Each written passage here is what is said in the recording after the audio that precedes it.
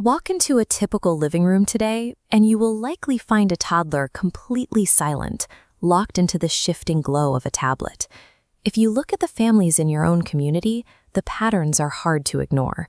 In many neighborhoods, 5 out of 10 families now report speech delays or language-related concerns. This frequency has turned an anomaly into a new normal. We have reached a point where many parents assume delayed speech is simply a standard phase of modern childhood. The tablet in a child's hands displaces the biological inputs a developing brain requires to learn language. The widespread loss of early childhood language is an environmentally triggered crisis. It represents a breakdown in the basic environmental conditions required for a child to learn. A developing brain requires sensory-driven feedback from its environment. A digital device provides a flat, passive stream of content that requires nothing from the child. Screens stand between the toddler and the experiences they need. They block the developmental milestones that can only happen in the physical world. Fast-paced digital animations cannot replicate the physical mechanics of human communication. A cartoon talking at a child does not teach them how to form words. Using screens to fill developmental gaps removes the environmental nutrients a child's brain needs to grow. To understand the delay, we have to look at the biological mechanics of language.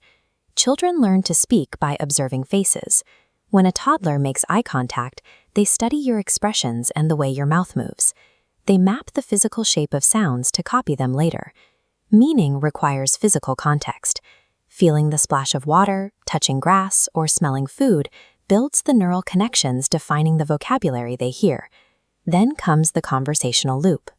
These are the daily back-and-forth interactions where a toddler listens and observes, absorbing the rhythm of speech long before they say their first word. Human speech cannot be passively downloaded.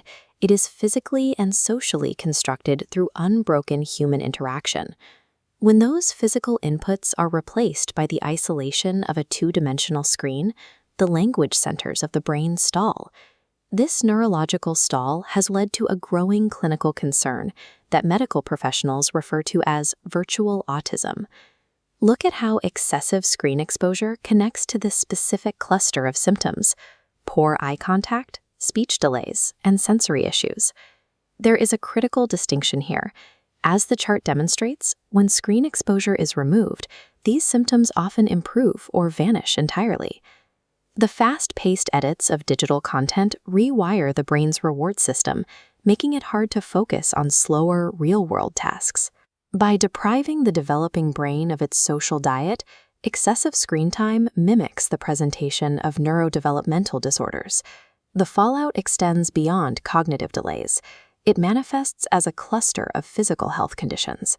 Blue light from digital displays delays the release of melatonin, disrupting sleep. Meanwhile, the lack of outdoor sunlight and the constant close-up focus alter eye development, leading to nearsightedness. Correcting this requires a hard reset of our daily habits, following the official medical guidelines for childhood development. This timeline outlines those limits: 0 screen time for children under 18 months, co-viewing only up to 24 months, and a 1-hour maximum for ages 2 to 5. Reversing the damage of the digital age requires sticking to these biological limits. Better software cannot solve a biological deficit. To enforce those boundaries, we have to look at our own screen habits. Notice the dynamic here. The child pulls on their father's sleeve, but the parent remains transfixed by the digital loop. When we scroll beside our children, we lose the micro-opportunities for eye contact and conversation that build their brains. Put the device down. Look your child in the eyes and start a conversation. The cure for the silent crisis of speech delay is a return to human connection. If this resonated with you, save it and share it with a parent who needs to hear this warning.